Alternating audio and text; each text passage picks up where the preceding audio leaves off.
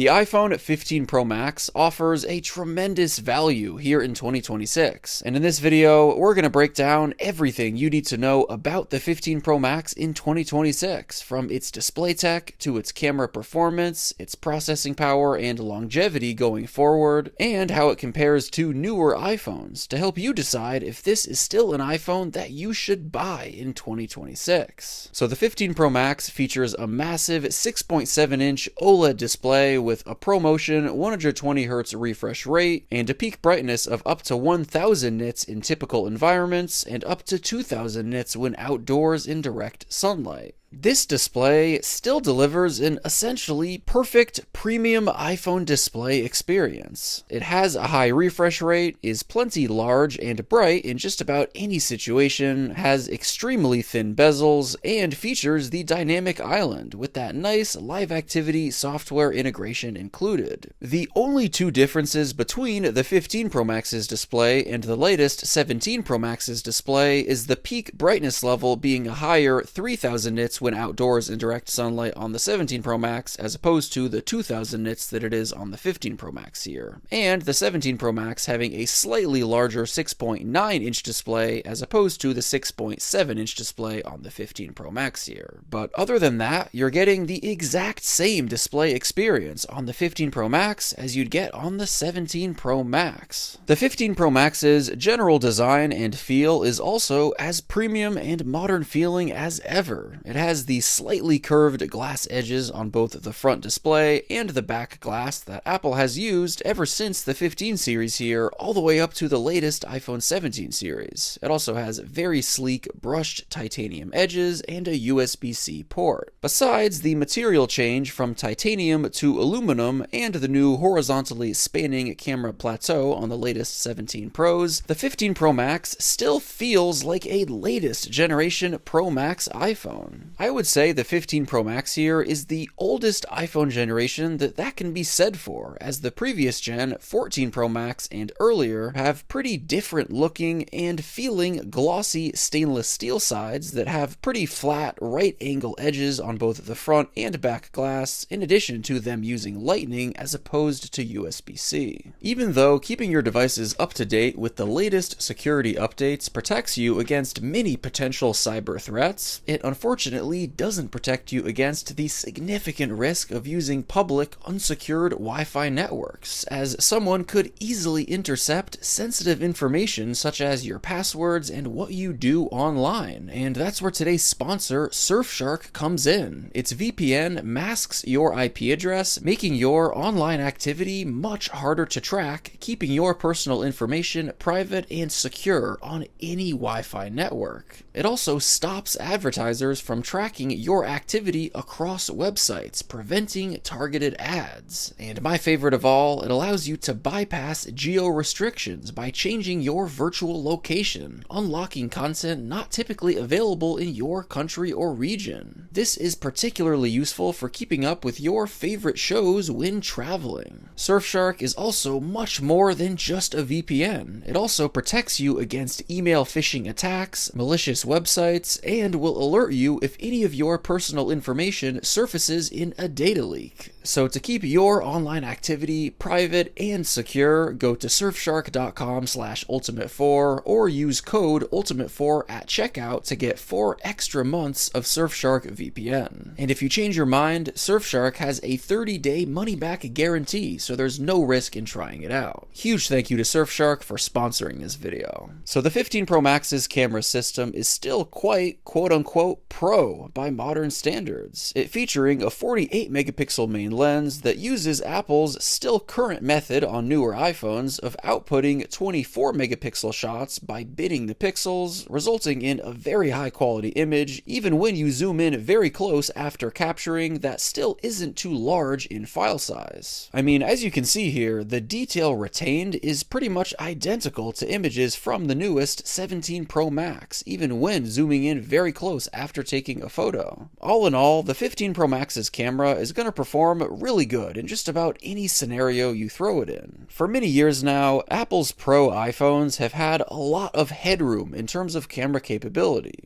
the ways that most are going to realistically use these camera systems will likely never actually come close to utilizing what these camera systems are actually capable of. I mean, the 15 Pro Max here can do a lot of advanced photography and videography, such as being able to record log video and ProRes video up to 4K 60 frames per second directly to an external hard drive. Now, the biggest area where you are going to notice a difference between the 15 Pro Max and the newest 17 Pro Max is going to be zoom capability when capturing. Apple puts a lot of effort into improving this year over year, as that additional telephoto lens is a big part of their marketing for their Pro iPhones. The 15 Pro Max's telephoto lens gets you up to 5 times optical zoom and up to 25 times digital zoom for photos, where the newest 17 Pro Max gets you up to 4 times and 8 times optical zoom and all the way up to 40 times digital zoom for photos. So the 15 Pro Max's zoom is still quite good, likely more than enough for most people. The 15 Pro Max's 12 megapixel front-facing lens is also quite good. It has more than enough quality for great looking front-facing photos and videos and all of your video call needs. Now, the latest iPhone 17 series iPhones, including the 17 Pro Max,